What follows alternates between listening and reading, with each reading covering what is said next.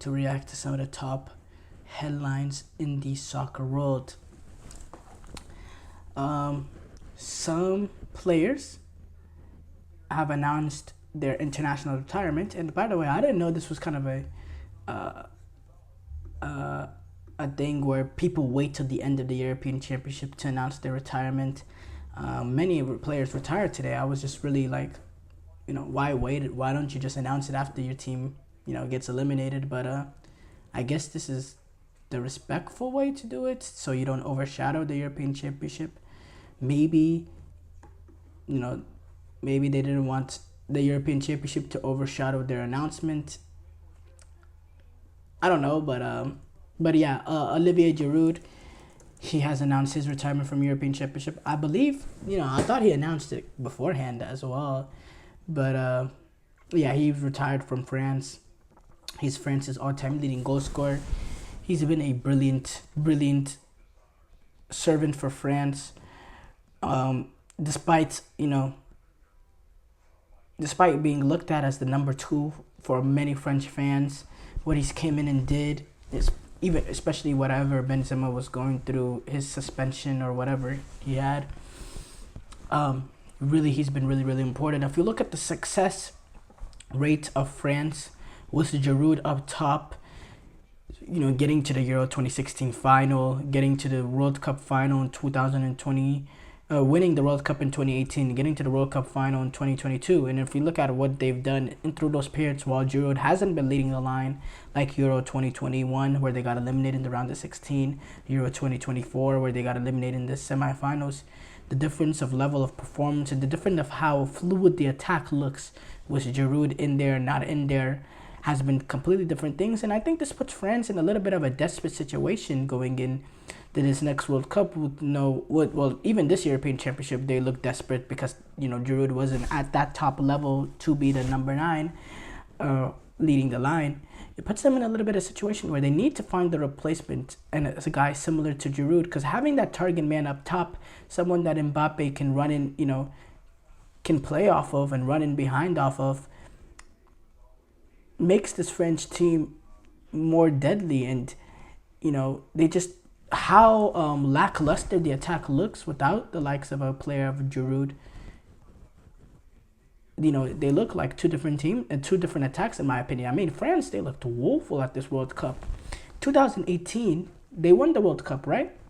But they decided to go with the front three of, I believe, Mbappe, Griezmann, and Dembele, I believe, in 2018, and it just looked really bad.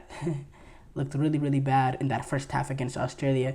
They bring in Giroud, and they take off. They never looked better, and they went on and they won the World Cup.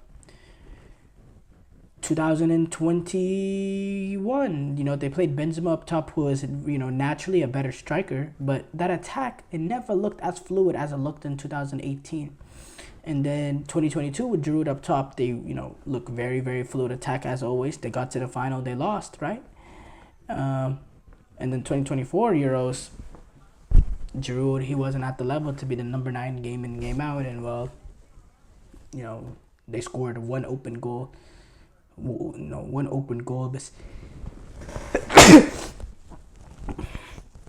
Besides an own goal, they scored one open goal the entire European Championship.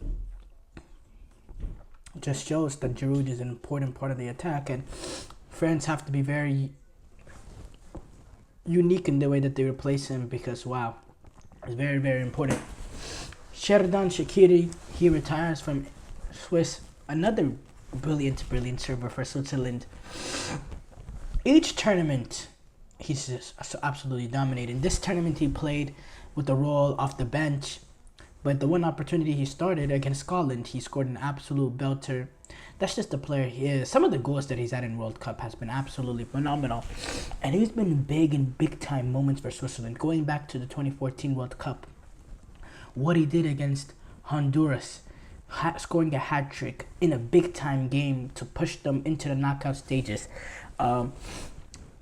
Going to the 2016 Euros, again, big-time moment, that bicycle kick to push them to extra time against Poland. I think they ended up actually losing that game, but still, you know, 2020, 2018 World Cup, that goal that he scored against Serbia to win them that game that got them through to the knockout stages, essentially.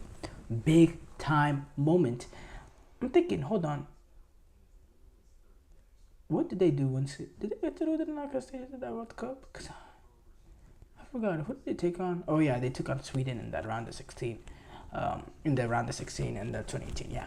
And then 2021 Euros. Shedran Shaqiri, big time moment against Turkey again, scoring an absolute wonder goal. Ended up scoring an equalizing goal against Spain too in the quarterfinals to push them into extra time. You know, he just shows up in big time moments for Switzerland. He's been a brilliant server. He's been their best player, their talisman over the past years or so. And yeah, he has on. I believe he retires as. I don't think he's their all-time top scorer. I don't think so. I think he's. Let me check real quick. Yeah, he is fourth. Okay, I thought he would be higher, but he's actually fourth in terms of all-time goals, was 32. But he's 2 goals away from being 2. So, you know, tight margins there. But, yeah, you know, he's a brilliant, brilliant player, Shedran Shaqiri, and great servant for Switzerland as well. Thomas Muller, he also announced his retirement for Germany, and what a brilliant international career. I mean, he started off his international career with the absolute bang in the 2010 World Cup. I believe he finished that 2010 World Cup with like 5 or 6 goals, something of that crazy nature. In 2000, yeah, he scored 5 goals in 2010, and then you're like, okay, wow, he was, you know, and he played that tournament in 2010, and he was only 20 years old, and he was leading the line for Germany, a team that reached the semifinal, and then he went on in that second World Cup in 2014, and he scores another 5 goals, right? And he's 24, and he had 10 goals in the World Cup. And everyone is thinking, oh, he's about to smash Ronaldo's record. Ronaldo's record of 15 goals. No, it was Ronaldo's record of 15 goals, but then Miroslav Klose, I believe he broke it by making it 16 in that World Cup. Actually, you're like, wow, he's gonna smash this record. He's only 24. He has 10 goals. But then sadly, he didn't go on to score another goal at the World Cup. And it's just, you know, that's what it is at this international level. It's so difficult. But that does not take away from the brilliant career he had for Germany of leading the line, of being that creative hybrid sort of player in terms of being able to get a goal, but also being able to create, being able to play as a number 9 or being able to play under a 9. And he wasn't even the lone striker. He was playing under Miroslav Klose, kind of as an attacking midfield sort of role, kind of like a Griezmann role, but in a different sort of way. And he was still able to get those goals early on for Germany. But yeah, he's been a great server for Germany. He's been a leader. He was part of that team that won a World Cup, and he's been a leader throughout the Germany and over the past few years of this kind of shift in generation through the bad times that they've had. So yeah, Thomas Muller, absolutely brilliant player, and it's sad to see, it's sad to see him retire, because when I think of Germany, I think of Thomas Muller, and he's just a great personality. I love watching him play, and his celebrations too, the way he visible is like that.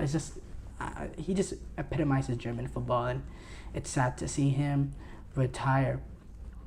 Ronald Araujo, he's out for 4 months after surgery for the hamstring issue. He was injured while Uruguay's quarterfinal win against Brazil, and he ended up missing the rest of the tournament. Well, now he has decided he needed an operation on the injured hamstring, and yeah, he will be out for 4 months, and he'll return in November. And he carried out the test at Quiotot Esportiva, and it showed that he had a right hamstring injury. And then the surgery, he's gonna be led by Dr. Liz Limp pitted in, supervised by Barcelona. It'll be in Finland, and then after the procedure, they'll have a little bit more of an updated medical update. So, yeah, bad news for Barcelona as they'll be losing Ronaldo for multiple months. But yes, thank you guys. Thank you guys for listening, tuning into the GSMC Soccer Podcast presented by the GSMC Sports Network. Your support means a lot to us, so please remember to subscribe to the show and leave a positive review. It really does make a difference. We also invite you to follow us on Facebook, Twitter, TikTok, and Instagram for more content updates. Thank you once again. Have a wonderful, wonderful day.